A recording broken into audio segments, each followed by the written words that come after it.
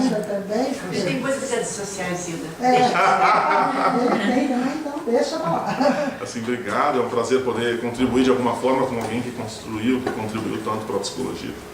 Isso me deixa feliz. Assim. Dá uma responsabilidade, mas ao mesmo tempo. A gente ficou muito feliz que você aceitou, até porque eu fui bem clara, eu falei assim, só que as condições financeiras de federal são tristes, né? Falei, não, tudo bem, então foi super legal. Entendo, e eu acho que isso é uma coisa importante para mim também. Obrigado, Diego, pela ajuda, pela semana aí, em contato, pelo futuro que você fez de ontem para hoje, valeu mesmo. E vocês, obrigado por estar aqui. Espero que a gente possa trocar informações, que eu possa contribuir com vocês e que eu possa também aprender com vocês. Certo? Então, meu nome é Evandro Peixoto, eu sou da Universidade de Pernambuco, sou um paulista em Pernambuco. E aí lá eu montei o Laboratório de Avaliação Psicológica e Psicometria, o LAPSI. Eu estou num programa de pós-graduação, um mestrado em saúde mental. E agora também estou me cadastrando no programa de educação física. Eu trabalho com psicologia do esporte também, com desenvolvimento de instrumento na psicologia do esporte. Então estou me cadastrando agora no programa de mestrado e doutorado lá da UPE/UFPE. A psicologia lá também tem pós? Tem um mestrado profissional em saúde mental. Saúde mental.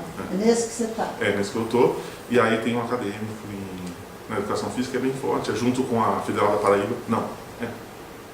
Com a UFPB, com a Federal da Paraíba, é uma associação europeia. Em educação física? Em educação física. E psicologia não tem? Doutorado não. Doutorado não. E aí também, eu fiz umas, eu acho que eu, assim, aconteceu umas, quando eu cheguei eu acabei me inscrevendo para alguns programas, né? Eu falei, vamos ver o que acontece, eu não saberia quando entrar, e eu me inscrevi nas ciências da saúde também, né? E agora eles querem que eu me inscreva, que eu me cadastre na ciência da saúde, mas eu falei, não, aí não dá, eu vou ter que pensar direitinho o que vou fazer.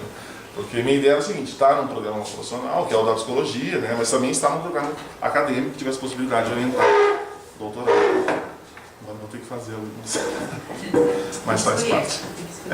Melhor escolher do que não ter a possibilidade de escolher. Né? Exatamente. Então, para essa manhã eu pensei como objetivo, a gente discutir a importância do desenvolvimento de um instrumento de medida em psicologia. Né? Então, eu espero que a gente converse, assim, né? Que não seja só uma apresentação, mas que a gente possa conversar. Você já tem certo know-how com essas coisas e... Você vai montar o computador? Porque aqui eu tomar essas coisas, aí eu não trouxe. Apresentar os pilares teóricos que fundamentam o desenvolvimento e adaptação de instrumentos psicológicos. Acho que isso são coisas que a gente vai passar meio rapidamente, mas acho que são importantes da gente discutir um pouquinho, porque depois faz todo sentido lá na frente quando nós estivermos trabalhando com softwares e fazendo a parte mais prática. Né?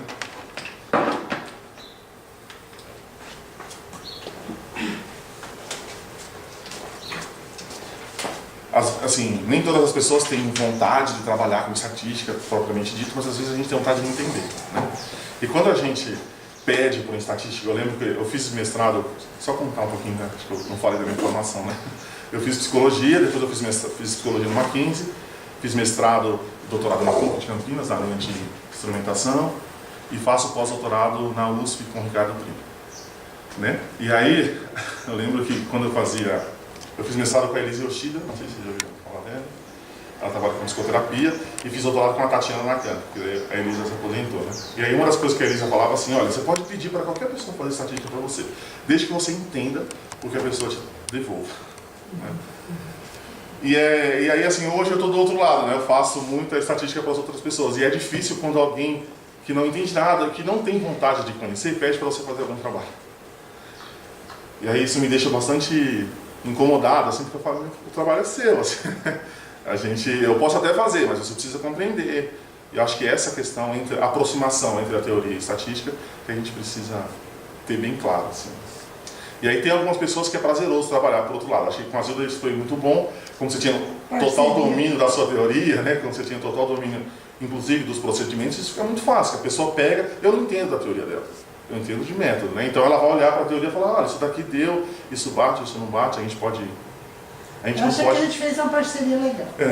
A gente não pode ser guiado pelos números, né? Assim, o mais importante para qualquer desenvolvimento de teste é a teoria. Isso precisa, espero que isso fique claro. Assim. E tem algumas pessoas que eu gosto de trabalhar nesse sentido. Apresentar e discutir o processo de desenvolvimento / adaptação dos instrumentos, acho que isso é uma coisa importante, né?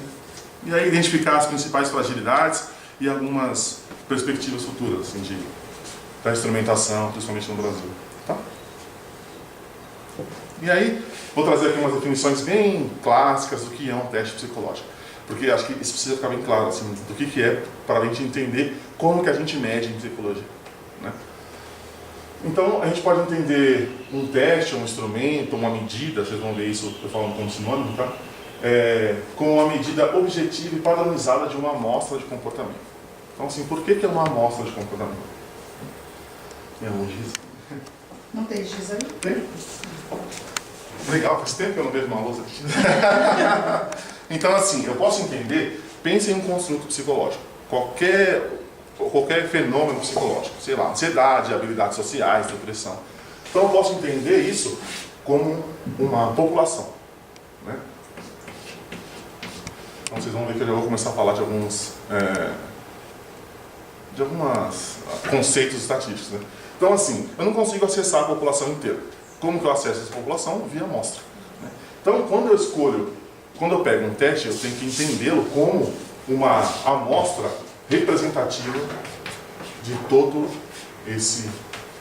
toda essa população, né? Parece uma coisa simples, mas isso é o que faz toda a diferença do nosso tipo de medida em psicologia para qualquer outro tipo de medida em outro campo da ciência, certo? E a gente vai discutir um pouco isso.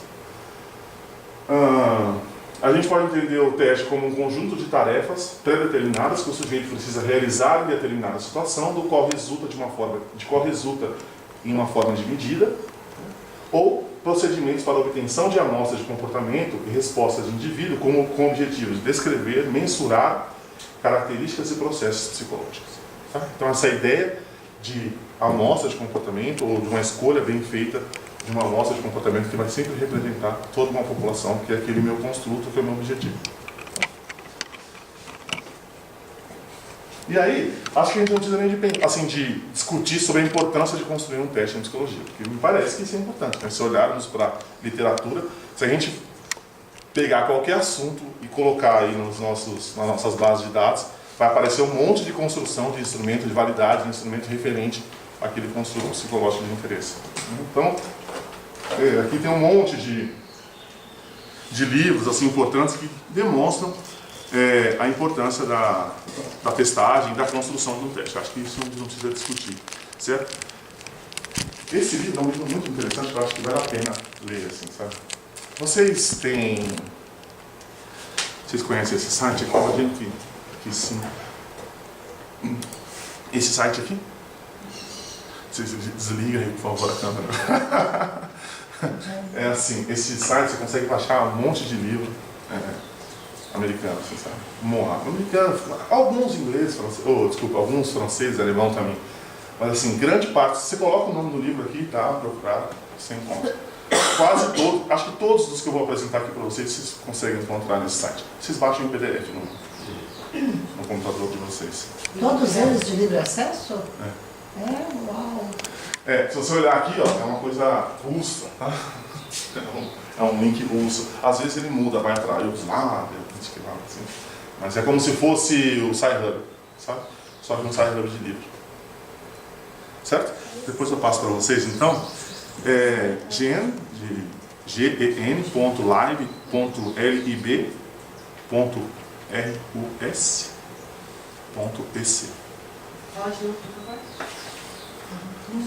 gen.lib.rus.ec.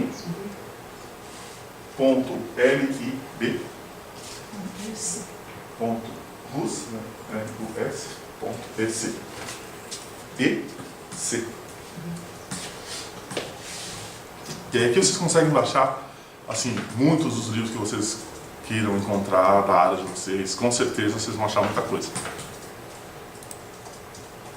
Certo? Então esse aqui é um livro sobre validade. É de um autor canadense, do Bruno Zumbo. É um cara bem importante, assim, que fala sobre o conceito de validade. É muito legal E esse daqui também, do FUR, é bem interessante. É uma introdução à psicometria. Embora ele fale de uma introdução, é uma coisa bem avançada. Assim, começa introdutório e se torna avançado no decorrer do livro. Muito interessante isso. Certo? Então acho que vale a pena. E depois eu passo para vocês esses slides. Acho que eu passo para vocês pegarem. Tá ótimo. Certo? Eu acabei não falando de uma parte da minha formação. Né? Eu fiz o sanduíche no Canadá e eu fiquei um ano e 2 meses assim, no Canadá. Onde? Em Quebec. Ah, Porque ela Você é canadense? De onde? não, eu fiz a graduação em Quebec também. Mas, perto de Toronto. Qual? Sim. Mas você fez graduação em Quebec? Eu fiz numa universidade que fala inglês, mas eu quis aprender francês. Por isso que eu falei. Olha, que legal.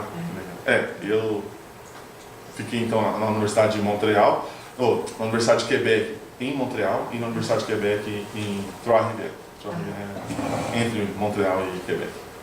E aí era uma universidade de língua francesa e tal. E lá eu trabalhei num grupo que era de psicologia social, mas uma psicologia social diferente do que a gente tem aqui em psicologia social no Brasil, né? Então tinha uma forte ideia de construção de instrumentos, uma forte linha de construção de instrumentos. E num outro grupo, na Universidade de Trois-Rivières, um grupo de medidas em psicologia. Era um grupo só de métodos e desenvolvimento de teste. Certo? É interessante quando a gente pergunta para um canadense, onde você foi? Ele pergunta para a gente, fiquei em Quebec. Se ele não é quebecois, sempre. Mas, e aí eu queria fazer uma pergunta para vocês, assim, para a gente começar a nossa conversa. Por que desenvolver um instrumento de medida em psicologia? Acho que a gente faz isso sem nem se perguntar, né? E aí, sei lá, alguém tem alguma resposta assim, de por que nós construímos um instrumento? muitas respostas. Vamos jogar. Uma coisa que a gente estava discutindo ontem, no estágio, não foi de instrumento, na verdade foi de intervenção, esse mesmo conceito. Que a gente, em psicologia, consegue, tipo assim, pôr mão em alguma coisa que é difícil de observar no olho nu, tipo assim. Igual ao médico, tem que fazer exame de sangue, tem que fazer exame de urina, né, para conseguir aferir o que está acontecendo. Né? Então, tem coisas realmente sólidas, replicáveis, padronizáveis, ou não tem, né? Então, se a gente consegue usar o instrumento, porque tem alguma coisa lá. Porque, exatamente. É bem interessante, quando a gente começou a fazer, a trabalhar com habilidades sociais, a ideia original era intervenção. A gente está preocupado em fazer intervenção, em promover habilidades sociais e tal. E como é que você vai saber que você promoveu ou não? Primeira coisa. Então, quando a gente estava fazendo graduação, a ideia era assim, testólogo, fora, não quero saber de teste. Tinha todo um preconceito contra pessoas. Ainda tem bastante essas coisas. E aí a gente descobriu que a gente precisava se investir nessa área. Quer dizer, sem ter uma formação. Então, buscando gente daqui e dali e tal, tentando fazer testes para medir habilidades sociais. Porque não tinha. E eu acho que assim, a gente vai chegar lá já, mas eu acho que aí, já falo, vamos ver mais respostas. Tem mais, por que a gente constrói um teste? Eu acho que um outro aspecto envolve a característica cultural, principalmente da nossa população aqui do Brasil. Assim. Eu acho que o teste é uma forma de comunicar um achado, por exemplo, da clínica. Sim. Eu não sei se isso é uma vantagem, se é um problema, mas eu acho que o brasileiro, de uma forma geral, ele, por mais que ele tenha uma versão a número, ele gosta de ver as coisas em número. Então, assim, quando a gente mostra alguma coisa para ele, assim, quando a gente está avaliando uma criança, que a gente chega pro pai e mostra ali em algum gráfico, em algum resultado assim, do teste, eu acho que para ele isso satisfaz ele mais em termos de realmente ele está fazendo alguma coisa pelo meu filho. Entendi. Depende a questão humana de querer se comparar com os outros. Então, permita essa comparação de forma, tipo assim, o mais correta possível. Mais padronizado possível. É uma forma, assim, é um porquê, mas eu não sei se esse porquê é positivo ou negativo. Eu acho que aí tem duas coisas, assim, né? Isso pode ser positivo ou pode ser negativo. Porque os números no teste não nos dizem muita coisa, assim. E se a gente nos basearmos nos números, nós temos uma grande chance, caso não tenhamos possibilidade de compreensão maior do que um processo de avaliação, nós temos grandes chances de cair exatamente naquilo que tanto nos critica, quanto assim, né, a utilização do número para escrever alguma coisa. Não, o número é só uma forma de colocar as pessoas num contínuo, assim, né? E aí, assim, a gente vai falar um pouco sobre isso. Mas é interessante, de fato isso acontece, nós somos cobrados para isso, né? Não só para a população brasileira de forma geral, mas como nós trabalhamos interdisciplinarmente também. As pessoas falam, olha, mas como que você chegou a isso, né? Qual que é... E aí, às vezes, a gente se apoia nesse dado concreto, entre aspas, concreto. Né? Que embora o número não seja uma coisa concreta, mas ok. Outra coisa que você estava falando mais cedo, essa questão de desenvolvimento teórico. Exatamente. Eu acho que é isso que eu ia falar, Brasil. Né? Porque a gente está tentando pensar, tentando observar, tentando pensar que eu estou vendo. Exatamente. E aí você usa dados de muitas outras pessoas, então não é apenas seu olhar, seu pensamento, para tentar, né, conectar ideias sobre o que tem lá de construtos maiores, né, com a ajuda de informações de outras pessoas. Exato. Aqueles números são pensamentos de outras pessoas. Exatamente. Mais certo que isso. Essa eu acho que é uma das principais questões que nós não discutimos quanto à importância da construção de um teste, como a possibilidade de operacionalização de uma teoria e, por conseguinte, a possibilidade de teste de uma teoria. Isso que eu ia falar quando você falou assim, quando nós tentávamos saber o que era habilidade social, nosso objetivo era a intervenção. Eu imagino que quando você constrói o teste, você começa, a partir dos resultados dele, começar a repensar suas próprias teorias. Né? Então, essa relação entre teoria e o instrumento é uma coisa super importante que às vezes a gente deixa de... Então, assim, eu acho que até pensando que aqui boa parte está lidando com habilidades sociais, no nosso caso, por exemplo, ficou muito claro a importância de diferenciar habilidades sociais e competência social. Isso ficou mais claro depois que a gente começa a avaliar habilidades sociais. Algumas pessoas têm um score altíssimo no teste de habilidades sociais. Sim. Mas sobre alguns outros critérios que têm a ver com competência social, não passa. Então, o que você está me dizendo? Né? É exatamente isso daqui. Eu estou começando a diferenciar o que é um construto e o que é outro. Né? E o que o teste nos dá de mais... Eu acho que eu não quero ser arrogante assim, mas eu quero dizer que é importante que todo pesquisador, pensem nas teorias que vocês gostem da psicologia, todo pesquisador deveria fazer, ou todo teórico deveria fazer o exercício de construção de um teste sobre a sua teoria. Por quê? Porque o teste é operacionalizar o construto teórico com o qual você trabalha. E em psicologia a gente trabalha com vários construtos teóricos que são impossíveis de serem operacionalizados. E aí a pessoa fala assim, quando eu falo, tem um conceito tal entre nós, igual fala assim, você sabe o que é resiliência? Todo mundo fala, sei o que é resiliência. Aí fala pra mim, então fala assim, o que é resiliência na vida de uma pessoa? Como que uma pessoa resiliente se comporta? Você vai ver que é uma dificuldade, resiliência é um construto que a gente ainda nem consegue resiliência é a capacidade de se adaptar, não, então é adaptação. Né? A resiliência é a capacidade de enfrentar, não, então é enfrentamento. A gente vê que é um monte de construto que a gente ainda não tem conhecimento sobre. Então, peguem aí, eu não vou fazer isso com vocês, mas peguem esse exercício e façam assim, eu gosto da teoria tal. Ok, tenta operacionalizar essa teoria e não falar do ponto de vista de um outro conceito, mas como que ela acontece, assim, como que operacionalmente a pessoa faz. O que ela faz na vida dela que representa aquele construto. Em vez de fazer esse caminho, né, faça isso daqui. Isso eu posso dizer então que nas etapas de um processo de construção, né, a gente sempre fala, tem que fazer a definição constitutiva e depois a operacional. Quando a gente vai falar sobre um construto, na verdade a gente está falando sobre a definição constitutiva dele. Nós somos bons nisso, em operação constitutiva, em definição constitutiva. Mas o que é definição constitutiva? Se alguém que já leu os textos do Pasquale, assim, é a ideia de que quando eu defino um conceito com outro conceito. Então eu pergunto para você assim, o que é depressão? Intuitivamente, me diga o que é depressão. Você. Muito intuitivamente, assim, não pense numa teoria não. O que você acha que é depressão? Quando a pessoa está sem vontade de se comportar. Exatamente. O que é uma pessoa sem vontade? Aí você viu que você me definiu com base num outro conceito. Eu pergunto assim, o que é uma pessoa que está sem vontade de se comportar? Não sei. Agora fala assim, qual que é um comportamento que a gente observa na vida das pessoas que representa essa falta de vontade de se comportar? Entende? É esse o exercício que a gente tem que fazer na hora de construir um item de um teste. E aí a gente vê como é fácil, né? E assim, a gente poderia pensar a mesma coisa, então por que a gente adapta um instrumento? Certo? André, uma outra coisa que eu vou sentindo, tipo assim, como que é legal, como ferramenta para fazer essas extensões, né, habilidades, competência, por exemplo, e também, tipo assim, para melhorar a nossa compreensão do comportamento, né? Porque ao longo tempo trabalhando com instrumento, tem momentos em que a gente queria, tipo assim, jogar fora e começar de novo, né? Que a gente vai, os conceitos vão evoluindo, né? Eu acho que tem uma outra limitação da nossa área, que a gente vai ver como que a gente mede em psicologia. Eu vou falar disso assim. A gente mede de uma forma muito diferente de todas as outras áreas, de todas as outras ciências. E isso é uma coisa que nos complica a vida.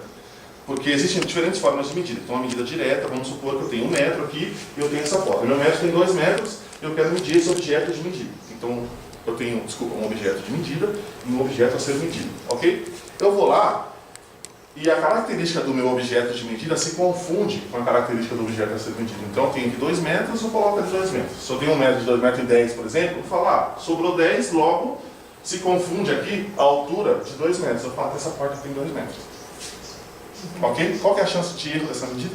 Se todo mundo fizer aqui, pode ser que um vacile um pouquinho e coloca 2 metros e 1, o outro coloca 2 metros e 2, se a gente fizer uma correlação disso, vai dar 99, 98. Né? 0,9, 0,8 de correlação, certo? Existe um outro tipo de medida, que é a medida indireta. Então, pensem assim, profissionais de educação física. Eles querem saber o nível de atividade física de uma pessoa. Certo? Eles pegam um instrumento que chama acelerômetro.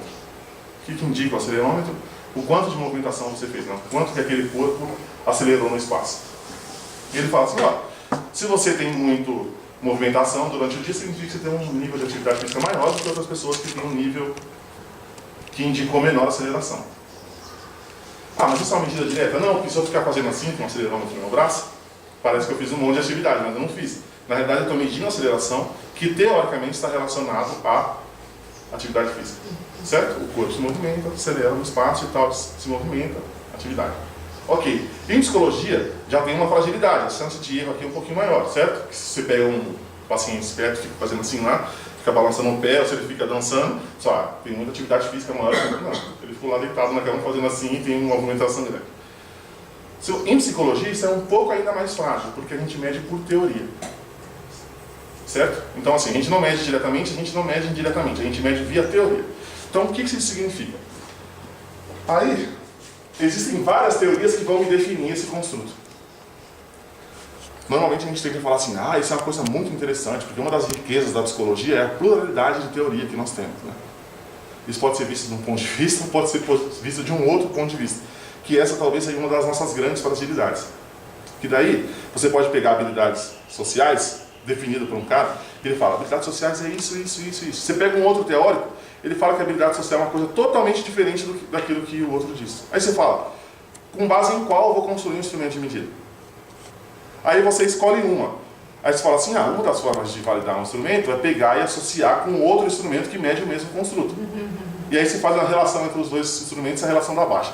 Aí você fala, mas eles medem a mesma coisa. Não, eles não medem a mesma coisa, porque eles estão baseados em construtos teóricos diferentes. Ou eles desenvolveram teorias diferentes. Só o nome que está igual. Só o nome que está igual. E aí, na hora que você vai operacionalizar esse construto, você operacionaliza via teoria. Por quê? Porque é a teoria que diz como esse construto se expressa. Entende? A nossa complicação. Por isso que dá vontade de jogar tudo fora. Você fala, parece que está falando de um monte de coisa que não tem nada a ver um com a outra, embora eles estão dando o mesmo nome para o construto. Né? Uma das nossas fragilidades. Assim, né? Então, nós poderíamos pensar aqui que o objetivo do teste é avaliar uma pequena amostra de comportamento, cuidadosamente escolhida, que permite uma compreensão global sobre o aspecto avaliado, tá? Quantificar diferenças individuais de determinada característica psicológica, como a nossa amiga tinha falado, Lisa, como a Lisa tinha falado, e traçar planos de ações mais efetivos diante das demandas profissionais, como o Diego tinha falado. E aí eu coloco que talvez também seja uma grande possibilidade da gente operacionalizar nossas teorias. Certo? E acho que tem só uma coisa que é bem importante, que às vezes as pessoas se esquecem. Uma coisa é você ter indicadores de um construto. Sim. Outra coisa depois é usar o construto para explicar aqueles indicadores. Que aí começa uma tautologia terrível. Por que ele está desse jeito? Porque ele é deprimido. Porque ele é competente socialmente. Quer dizer, aquilo que você usou para definir, é usado Agora você usa para explicar. Esse é o risco que as pessoas têm que tomar cuidado para não cair. Também. Obrigado. Colocarei nos próximos slides que eu fizer essa observação. E aí o Ricardo tem um texto bastante interessante, assim, é de 2010, mas é bem legal para a gente entender essa importância dos testes e as possibilidades dele, né? Chama Avaliação Psicológica no Brasil, Fundamentos, Situações Atuais e Direção para o Futuro. E ele vai colocar essas 3 possibilidades de utilização do teste, né, como uma ferramenta profissional. Normalmente a gente coloca isso como justificativa dos nossos artigos, né? Ah, eu vou aumentar o instrumental do psicólogo. Ah, eu vou dar mais uma possibilidade de avaliar por um outro olhar, né? Tem a operacionalização da teoria, que isso que a gente acabou de falar que é bastante importante, mas eu acho que agora é o outro passo, né? O teste nos possibilita o teste empírico de determinada teoria. O que significa isso? Eu digo, olha, eu defino habilidades sociais ou socioemocionais dessa forma, ok? Isso aqui está relacionado com isso. Uma pessoa que... E aí a gente usa, inclusive, essas justificativas para descrever nossas teorias, para desenvolver nossas teorias, certo? Quando a gente, como se faz um teste, a gente consegue, de uma forma um pouco mais interessante do que de outras, eu imagino, verificar se, de fato, essas teorias ou esse construto psicológico se relaciona com todos esses outros construtos que a gente está falando da maneira como nós esperamos, né? E aí a hipótese de pesquisa, é a ideia de teste empírico mesmo. Eu estava numa banca no São Francisco esse semestre e essa coisa de ferramenta profissional, acho que a gente pode, tipo assim, começar a mesclar essas 3 funções para fazer coisas melhores, porque eu vi que ele estava pensando nessa amostra de comportamento. Sim. Mas ele não estava pensando em como que o profissional aproveita esse númerozinho que o Diego estava falando, né, para fazer qualquer coisa útil para a pessoa. Sim. Na profissão da psicologia. Né? Então, até a gente vai medindo, mas o que você mediu exatamente que depois eu vou conseguir construir uma prática profissional em cima disso? Né? Então, ele estava vendo, não queria falar mal de ninguém, mas ele estava tentando ver na população eu trabalho na área de ver isso, atividades de lazer para idosos. Mas ele não estava pensando exatamente, tipo assim, mas que mais que afeta a pessoa praticar uma atividade? Inclusive fatores psicológicos, né? Você gosta daquelas atividades, vamos dizer, né, na parte psicológica. Então só tinha uma lista de atividades que, tudo bem, você pode, igual aquele acelômetro, né? Você pode medir o quanto que a pessoa faz ou não faz, né? O quão ativa ela é. Mas para a gente agir como psicólogo, não é só isso que eu preciso saber. Né? Então, podia incorporar algumas das escalas, né, dentro da avaliação desses itens, de se você gosta, não gosta, né, com qual frequência você gostaria de praticar, quais as possibilidades. Começa a conectar com teorias, por exemplo, de depressão, né, porque você tem que ter reforçadores para você ficar bem, para você ficar ativo. De autodeterminação. Né? Então a gente começa a unir essas 3 funções, acho que a gente vai ainda mais longe. A gente ainda acho que está pensando muito separadinho entre as coisas. Eu acho que o fato de pensar separadinho faz com que a gente pense assim, de uma forma muito reduzida para o teste. E aí eu acho que fica até ruim justificar com base só nisso, sabe? Porque você pega um construto, eu diria assim, ok, se é para construir um novo construto, por que você não pega aquele teste que já existe e investe nele para pensar em novas evidências de validade daquele teste? Se for só por essa justificativa de construir um novo, e aí a gente fica com essa dificuldade também. Que nós temos um monte de instrumento para avaliar um construto, mas aí como eu quero avaliar com base na minha teoria, você quer avaliar com base na sua, a gente não desenvolve as teorias, a gente desenvolve um monte de construto. Aí você pega um monte de instrumentos que ainda são utilizáveis. Por quê? Porque ele só dá um número para você. Fala assim, ó, ele tem distribuição de fatores tal e precisão dos fatores tais. Certo? O que o score de uma pessoa nesse teste significa? Nada. Essa é uma das fragilidades que eu vou mostrar lá na frente, né? Se nós pegarmos, fizéssemos um estudo aqui, quanto o número de estudos que tem de validade e precisão dos testes, pensar a ideia de normatização, de interpretação dos scores, o número de estudo aqui é muito maior, porque os pesquisadores, antes de fazer suas pesquisas, validam os instrumentos aqui, verificando só essas 2 coisas, precisão e estrutura fatorial. Ok, vi isso aqui, relaciono com um monte de coisa e eu não faço mais nada. E aí, Essa é uma perspectiva da APA, assim, né? Essa é uma perspectiva da International Test Commission, por exemplo. Então você não fala mais em um teste validado, você fala em evidência de validade para um teste. Aí você começa a responsabilizar quem usa, né? Porque assim, quais são as evidências de validade de interpretação desse score nesse contexto que eu estou trabalhando? Aí você vai ver que normalmente nós não temos evidência. Nós tínhamos um estudo de evidência e nós falávamos em um teste validado. São coisas importantes assim, para a gente pensar, sabe? E aí a gente começa a pensar o teste para além disso daqui, né? Não tem a meta-produção. Certo? Aí eu acho que uma coisa que sintetiza tudo isso que a gente está falando aqui, né? Eu gosto de uns textos sobre medida, assim, uns textos mais antigos, que falam sobre filosofia de medida, sabe? E aí esse é um texto bem legal, que não é um teste, uma medida, né? A principal tarefa ao construir um instrumento de medida é promover a íntima relação entre as estruturas teóricas e empíricas de um campo científico. A medida não ocorre separadamente da ciência, mas sim é parte da complexa interligação entre ideias e observação. Isso é o que a Zilda acabou de dizer, né? Você não está pegando uma coisa para definir e depois você falar que aquilo explica a outra coisa. Não, isso aqui é uma coisa que corre junto. Assim, né? Falando, esse fenômeno é esse daqui. E ele aparece comportamentalmente dessa maneira. E é via essa expressão comportamental que eu posso acessar. É via o instrumento que eu posso acessar. Então acho que isso sintetiza bem essa ideia do que é uma medida. Certo? E aí nós poderíamos pensar então sobre o teste como possibilidade de operacionalização de um construto psicológico. Esse é um texto do Pasquale, acho que muitos de vocês já conhecem, mas acho que é bastante interessante. E ele traz aqui isso que o Diego tinha acabado de dizer, né? Os diferentes polos na construção de um teste. Então nós temos lá o polo teórico, o polo empírico e o empírico / analítico. Assim. Vocês já viram isso? Não? Então assim, quando eu vou construir um instrumento, eu preciso saber, primeiro, o que eu meço em psicologia. Né? Então assim, ele fala sistema psicológico, propriedade psicológica. Então vocês já ouviram falar disso? Sistema, propriedade... Não? Então, assim, não tem um construto psicológico. Pense aí no construto, a inteligência como um construto psicológico. O construto-alvo que eu quero medir. Eu posso entender isso aqui como um sistema. Tá? Esse sistema, ele tem várias propriedades. Pensem na inteligência, quais seriam as propriedades da inteligência? Os diferentes tipos de inteligência. Inteligência fluida, inteligência cristalizada, inteligência emocional e assim por diante. Tá?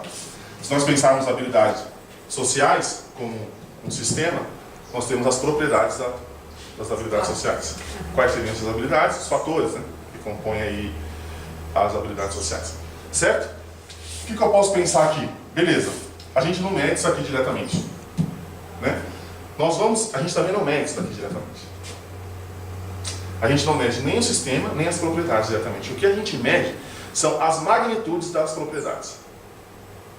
Certo? Vou dar um exemplo para ficar um pouco mais claro e aí a gente volta nas habilidades sociais. Esse é um exemplo do Pasquale. Ele fala assim, olha, eu tenho uma flor aqui. Certo? E aqui eu tenho uma outra flor. Minhas flores não são bonitas. O quanto uma flor é mais flor do que a outra? Essa é a questão da testagem, né? O quanto um sujeito é mais sujeito que o outro. Essas não são as críticas que não chegam? O quanto uma flor é mais flor do que a outra? Não dá para saber. Quais são as propriedades da flor? Cor, perfume, número de pétalas, tamanho, cheiro. E aí eu posso falar, ok, essas propriedades têm escala. Né? Qual o tamanho da flor? Aí eu tenho uma escala aqui. Qual é a cor, a tonalidade de cor? Eu tenho uma outra escala. Ou seja, isso aqui são as magnitudes das propriedades da flor. E aqui eu posso falar o quanto uma flor tem mais pétalas do que a outra. O tamanho do caule de uma flor que é maior do que a outra. Certo? Qual a intensidade do cheiro de uma flor que é diferente do cheiro da outra. E assim por diante. Quando eu elenco todas essas propriedades, então eu posso construir uma escala que avalia as características da flor. Não é? É isso que a gente faz aqui. Então, ok. Quais são aí os 4 pilares aqui da perspectiva teórica de vocês de habilidades sociais? Não fala que eu não. está pensando em termos de fatores, a gente pode avaliar a frequência, a gente pode avaliar a dificuldade, a gente pode avaliar... Não, em termos de assim, nosso sistema e quais são os fatores de empatia. Sim, aí são as classes. Essas são as propriedades do sistema como um todo. Aí você fala, as pessoas variam nessas propriedades. Então alguém tem mais empatia e outras pessoas têm menos. Dentro da empatia ainda você vai, mas você está falando em frequência. Exatamente. Porque daí você pode começar, então a inteligência é um sistema. Mas aí tem inteligência verbal, então agora eu posso diminuir isso, pensar em inteligência verbal como um sistema. Sim. E assim por diante. Então a gente pode ir diminuindo isso, e é o que acontece quando a gente vai trabalhar com instrumentação. Percebam que tudo isso precisa de um desenvolvimento teórico bastante importante e uma compreensão teórica bastante importante. Gente, tudo isso é para falar que na hora que a gente tem que escolher lá um índice de ajustamento, para falar na hora que a gente tem que escolher um modelo fatorial, poderia vir aqui e falar, vamos para os softwares, seria muito mais tranquilo, né? Mas tem tudo isso por trás que fundamenta a escolha. Então, assim, não é somente o índice de ajustamento que vai escolher você pegar um modelo fatorial e não outro. É tudo isso daqui. A escolha dos testes, né? O que eu vejo muito, por exemplo, em habilidades sociais, é que às vezes as pessoas decidem por um teste ou outro porque todo mundo está usando, não sei o quê, e fazem uma salada russa na base conceitual. Né? Misturam pessoas que pensam bem diferentes na hora da base conceitual. Aí, sim, aí não dá para a gente comparar, não dá para a gente fazer relação entre áreas e áreas. Mano, deixa eu te fazer uma pergunta. Eu fiquei um pouco na dúvida agora, quando você está falando de categoria, de propriedade, na verdade. O que difere uma propriedade, então, daquela... Vou ir um pouquinho para frente, porque a gente tem uma parte lá da operacionalização que a gente fala de categoria comportamental. E eu penso que a categoria comportamental, ela é meio que um esboço dessa propriedade, no sentido de que, por exemplo, você falou empatia. Sim. Então, assim, a categoria comportamental, a empatia, é uma subclasse ou uma dimensão das habilidades sociais. Só que além de uma propriedade, ela é uma categoria comportamental. Mas tem alguma diferença nesses dois pontos? Não, ela é uma propriedade. Ela é uma propriedade. Aí você define, assim, você entende o sistema com habilidades sociais, e aí você tem a propriedade, essa habilidade, esse comportamento que você me acabou de me dizer. E é exatamente a mesma coisa, não tem problema. Só que você não mede ela diretamente, você mede a magnitude dela. Então, assim, as pessoas têm diferença nesses comportamentos que você me indicou. Então, assim, é justamente essa diferença que você quer verificar. E não é, no final, não é isso que a gente faz? Coloca as pessoas num contínuo e faz comparação delas. O que é a normatização de um teste? Então, a gente só precisa fazer normatização por conta disso.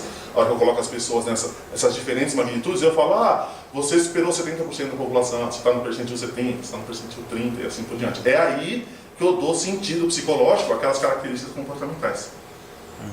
Entendeu? Respondi sua pergunta? Respondeu. Exatamente essa é a ideia que a gente está caminhando aqui, né? Então, eu faço isso, eu vejo quais são as propriedades e aí eu sei que essas propriedades têm magnitudes, tá? Aí, a partir daqui eu vou ver quais são as dimensões ou a dimensionalidade dessas propriedades, né? Então ela se divide assim, assim, assim. É muito ruim quando a gente pega para fazer estatística de alguém, assim, ele fala, vê para mim quais são os fatores que vão aparecer aí no banco de dados. Tá. Qual a perspectiva teórica que você tem? Não tem perspectiva teórica. Então começou tudo errado. Com base em que você construiu um teste se você não tem uma perspectiva teórica? Qual foi os itens que você... Esses itens que você constrói, eles já tem que ter como perspectiva o acesso de uma característica psicológica, que é um desses fatores teoricamente esperados. Pode ser que dê diferente, e essa é a ideia de pesquisa, né? Corroborar ou refutar a hipótese, mas eu tenho uma hipótese por trás. Então, assim, a avaliação, a testagem psicológica está sempre fundamentada numa hipótese teórica. Isso, normalmente, a gente não faz. Isso é uma coisa complicada, assim. Eu vejo isso quando eu vejo os meus alunos colocando os seus projetos na plataforma Brasil. Que lá eles pedem uma hipótese. Né? Eles falam, mas como que eu vou colocar uma hipótese na construção de um teste? Lógico que tem uma hipótese na construção de um teste. Isso precisa ficar bem claro. Certo? Uma vez que eu construir isso daqui, eu vou verificar algumas características, se isso aqui é válido ou não, se isso aqui tem evidência de validade ou não. Esses itens eu construí. Uma das coisas que eu vou verificar é se essa amostra de comportamento, se ela é adequada para a avaliação dessas características. Então, aquele primeiro estudo de validade que a gente faz, validade de conteúdo, né? Eu sempre vejo as pessoas pegando, não informações, mas assim, justificativa para fazer esses estudos com base mais em estudos de adaptação do que em estudos de construção de teste propriamente dito. Então, como que as pessoas fazem? Avalia a linguagem, a clareza, e se isso aqui assim, está variando bem esse construto. Eu nunca vejo pergunta assim, olha, verifica se isso daqui é abrangente, se essa amostra de comportamento que eu escolhi é abrangente o suficiente para eu fazer uma inferência sobre o construto. Essa é uma pergunta que a gente tem que se fazer. Porque daí você vê as pessoas utilizando só o conceito matemático, só os modelos matemáticos, escolhendo estruturas fatoriais com 3 itens. Aí você fala, mas você avalia uma coisa tão complexa, que você foi diminuindo, foi retirando através do análise fatorial, por exemplo, você for com 3 itens. Aí você fala que você avalia tal característica com base em 3 itens. Será que isso aqui representa bem, se nós pensarmos em uma amostra de comportamento, todo esse fenômeno psicológico que você quer avaliar? Então, assim, a gente vive esse dilema, né? Construir testes pequenos que possibilitam pesquisa e rápida avaliação e, ao mesmo tempo, avaliar bem o construto. Né? Então, a análise de conteúdo serve para isso também. Certo? E depois nós temos os polos experimentais e analíticos. E aí nós iríamos para as partes mais quantitativas e isso a gente vai falar um pouco mais para frente. Uma outra coisa sobre escolher os itens, né? Eu não acompanhei muito de perto tudo isso, é só uma ideia mais genérica. Às vezes a gente precisa de instrumentos que podem incluir itens que acontecem na população de referência, nos comportamentos que a gente está interessado, e que então distinguem entre essa pessoa com essa dificuldade, essa situação, ou até habilidade, e a pessoa que não tem. Sim. Né? Sim. Então, vem uma necessidade para diagnóstico, essas coisas assim, de talvez deixar de fora alguns comportamentos que na realidade são expressos, só que não são diferenciais. Sim. Entre a pessoa com e sem, né? Chorar. Né? A gente pode chorar por causa de depressão, mas a gente pode chorar de alegria também. Né? Então isso não distingue entre a pessoa deprimida e a pessoa não deprimida. Só que o que eu penso sobre essa lógica, mas às vezes são complexos de itens, né? Que é chorar, sem ação, com falta de apetite. Então esse conjunto, que agora esse chorar é num certo contexto. Exatamente. Porque às vezes nossa lógica é item por item. Né? E aí você vê, eu também é ruim falar de situação, mas eu avaliei fui banca de uma qualificação de doutorado na USP Ribeirão. E aí, assim, ele não encontrou estrutura fatorial adequada para a escala dele e tal. No final ele fez uma avaliação de item por item da escala. E aí ele fez alguns estudos, inclusive de explicação, tentativa, né, regressão e tal, com base em itens individuais. Assim. E aí uma das contribuições que eu tentei dar, era assim, um item não significa nada. Assim, né? O que define um fator? Agora a gente está indo para o outro lado, assim, né? Então a gente fala, matematicamente, o que define um fator é a relação entre diferentes cifras. Né? Então, pensando no que você está me dizendo aqui, eu avalio várias características, mas aí eu tenho uma característica, ou um indicador, que ele pode ser representativo de várias coisas. Ok? E aí eu faço uma análise fatorial. Certo? Qual que é a ideia? Para eu entender isso aqui como um fator, isso aqui teria que estar relacionado entre eles. Se para aquela população, aquele indicador não está associado com as outras coisas, significa que ele não faz parte daquilo. Assim, a gente não pode entender ele como expressão daquela característica. Entende? E assim, por isso essa ideia do polo teórico e do polo empírico. O polo empírico, quando eu vou lá para a coleta de dados, depois eu vou verificar se isso que eu entendi aqui, se ele está associado à minha teoria. Porque às vezes eu posso pensar que o choro, nessa característica, está relacionado com tudo isso. E pode ser que ele não esteja. Né? Então, o que a gente vai... Isso aqui não existe. Certo? Isso aqui é uma variável não observada. O que é observado é isso daqui. A análise fatorial, ela só vai nos dar um padrão de relação. Isso daqui, teoricamente, a gente faz. Eu olho para um conjunto de itens e eu falo, olha, essas associações aqui, elas são explicadas por uma variável latente comum que se chama depressão, por exemplo. Certo? Se isso daqui não está associado, eu tenho que tirar esse item daqui. Ficou claro? Assim, se responder a sua pergunta. E essa é uma coisa difícil assim, né, da gente fazer.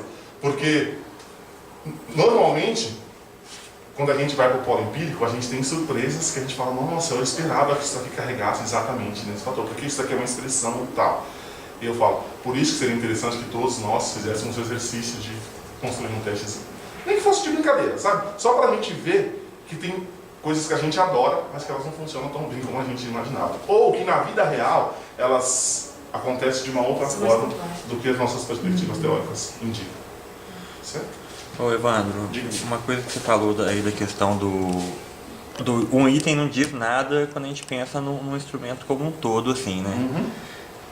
Mas e clinicamente? Eu fico pensando, assim, por exemplo, a própria o BDI, né? A escala Beck. Ele no processo de interpretação dele tem lá, tá, fazer a soma e tudo mais, mas os próprios autores eles falam assim, ó, atenção a 2 itens do instrumento, que é um item lá que fala da questão do suicídio e um item que fala da questão da negatividade. Eu acho uma coisa assim. Então, assim, um item no processo de construção, de elaboração, talvez ele não diga nada, mas e clinicamente? Ok. Aí, eu vou fazer um pouco de advogado do diabo. Eu vou dizer o seguinte, talvez a compreensão teórica de depressão demonstrada pelo teste não é tão ampla que englobe também aquelas características. Embora aquelas características podem ser importantes para a gente compreender a depressão. Indicador de suicídio me parece uma coisa super importante. Se a pessoa tem, se ela indicou essas características, a gente precisa pensar, né? Agora, nós também precisamos pensar se depressão é uma coisa unidimensional. Entendeu? Teoricamente falando, depressão, será que a depressão é uma coisa unidimensional? Que coisas tão importantes não conseguem entrar no fator. Por outro lado, tem uma outra coisa também, que é a própria dificuldade do item. Certo? Se nós pensarmos no TRI e tal. O que significa isso? Eu tenho um item.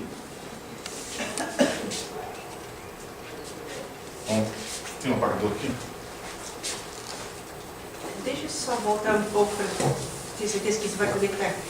Esses são itens do instrumento, mas eles têm uma importância maior do que os demais itens. Não, ele não entrou na carga, ele não entrou na análise empírica. Ele só fala, ele fala assim, quando você está interpretando os itens, você tem que olhar para aqueles itens. Você não soma eles, né? No caso do seu cliente, paciente, se ele colocou, tem uma questão muito indicativa de suicídio, eu esqueci exatamente qual que é o outro item, mas vamos pensar no suicídio. Então você tem que tomar atenção. Mas não, ele não está falando em pesquisa, ele está falando na relação psicólogo e cliente. Também porque ele se suicidar, acabou a relação dele. Não, mas assim que acontece. Está dizendo assim, olha, você não soma esses itens na hora de fazer a avaliação da característica. Né? Na hora de fazer a interpretação, você não soma esses itens. No entanto, eles são itens importantes, teoricamente, que não entraram aqui nessa análise fatorial, eles não tiveram cargas significativas. Okay? Mais ou menos essa ideia. Pensemos aqui, tá? Uma distribuição normal. No caso de depressão, depressão não tem uma distribuição normal, graças a Deus, né? Mas vamos pensar aqui em outros vários fenômenos da psicologia. Nós temos distribuição normal, certo? E aí, a gente entende que o fenômeno é um contínuo, ok? Tem pessoas que são baixas no fenômeno, tem pessoas que estão próximas da média, tem pessoas que são altas no fenômeno, certo? Aí, isso aqui é interessante para a gente pensar depois qual tipo de análise, qual tipo de correlação a gente escolhe ou não para o nosso teste. Quando a gente constrói itens, a gente não constrói um item que representa tudo isso, certo? A gente escolhe um itemzinho aqui que representa isso, só que a gente sabe que nossos itens não têm distribuição normal. Por quê? Porque eles são variáveis ordinais e não variáveis contínuas, né? Nosso item é ordinal, só 1, 2, 3, 4, 5. Então, nossos itens não têm distribuição normal. Faz aqui um monte de curvinha feia aqui, tá? Para lá, curvinhas para cá. Então, cada item avalia um pedacinho dessa curvinha aqui, vamos dizer. Cada item é uma curvinha dentro desse grande contínuo. Vocês já fizeram, assim, não pense que é normalzinho assim, que não é, tá? Só um exemplo. Vocês já fizeram um exercício de tentar ver a normalidade de item? Mas fala, vou ver a normalidade dos itens. Aí dá tudo errado. Não, sei lá, Shapiroyuk fora do esperado, Kurtoz, Skills fora do esperado. Aí você soma todos os itens e dá tudo normal. Isso vocês já fizeram esse exercício assim? Sim. Façam depois, isso acontece bastante, né? Aí, por quê? Porque os itens, eles avaliam pedacinhos diferentes dessa curva, desse contínuo. Então vamos supor assim. Eu acho que se eu for associar suicídio com depressão, ele seria a expressão, uma das expressões mais altas da depressão. Então seria um item muito difícil para entender o construto, certo? Se eu tenho um monte de item que avalia essa parte de baixo aqui, do contínuo, essa parte mais fácil, e eu faço uma relação com esse item que avalia lá em cima, o que vai dar? Acho que vai ser. Pode não. Uma baixa relação. É, Pode ser que esse item represente bem a depressão, ou que ele seja um item importante para a gente entender a depressão. Mas quando eu faço uma análise fatorial com itens que avaliam isso daqui, ele está muito fora da minha... Assim, então as pessoas responderam alto aqui, mas elas respondem baixo aqui. Ou elas respondem médio aqui, com ideação esquecida e tal. Porque se ele respondesse só baixinho, daria uma correlação negativa também, né? Então assim, dá a impressão, e aí nós teríamos uma carga fatorial negativa, carga alta, ok, só inverter o item, mas não é isso. Pode ser que as pessoas já pensaram, mas pensaram um pouco e tal, então elas dão baixo aqui, né? Dão próximo da média. E aqui elas respondem alto, porque os itens são mais fáceis. Quando eu faço uma análise fatorial, meu padrão de relação entre esses itens vão ser alto. Carga fatorial, e aí, como eu falei, né, tem os padrões de correlação alta, associações entre esses itens. Eu olho para ele e falo, ah, tá, essa associação aqui é explicada por um fator latente que eu nomeei teoricamente como depressão. E aí, quando eu olho para esse item aqui, ele não relaciona bem com esses outros. Talvez não é exatamente score mais baixo, score mais alto, mas que tem... Todo mundo tem alguma expressão naqueles demais itens, alguma E frequência aqui mais você alta. não tem mais... expressão. É, e muito é zero. Uhum. O problema é quando é zero, né? Não pensa em suicídio. Aí só 20%, não sei quantos, pensaram em suicídio, então não tem muita variação. Não tem variação, é porque Isso eu falei só do, que é porque eu falei só do lado negativo, eu falei só do lado positivo, né? Não tem associação positiva e aqui não tem associação. Como se todo mundo tivesse dado alto aqui, mas não é o caso. Então assim, esse item não tem variação e essa variação aqui está associada. Porque quando a gente faz uma análise de correlação, a gente está avaliando uma análise de covariância, né? Quanto esses itens variam conjuntamente. E aqui vai parecer que eles não variam conjuntamente com esse. Então tem essas duas possibilidades. Ou o item não representa bem o construto, ou ele representa uma ponta tão extremada do construto que a variação dele não está associada às outras variações dos itens. Entendeu? E aí, corretamente, os autores falam, olha, se isso aqui acontecer, olhe para isso qualitativamente, embora você não precisa somar aqui. Eu nem sei se o item entra na soma, mas eu acho que a questão do item é mais pela questão clínica dele mesmo, né? Sim, sim.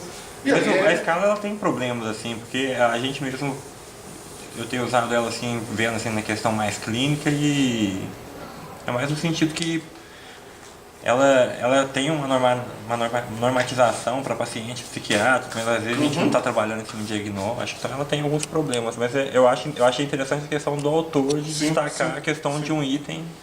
Isso aconteceu também nas nossas análises, né, Júlia? Sim. Eu ia até comentar sobre isso. A gente tem uma escala de 38 itens, dos quais 31 entraram nos fatores. O que a gente faz com os outros 7? A gente joga fora, a gente ignora. A gente tem assumido, desde a primeira versão, que eles merecem uma análise qualitativa. Pode ser um item que não entrou em nenhum fator, mas que para aquele cliente ou para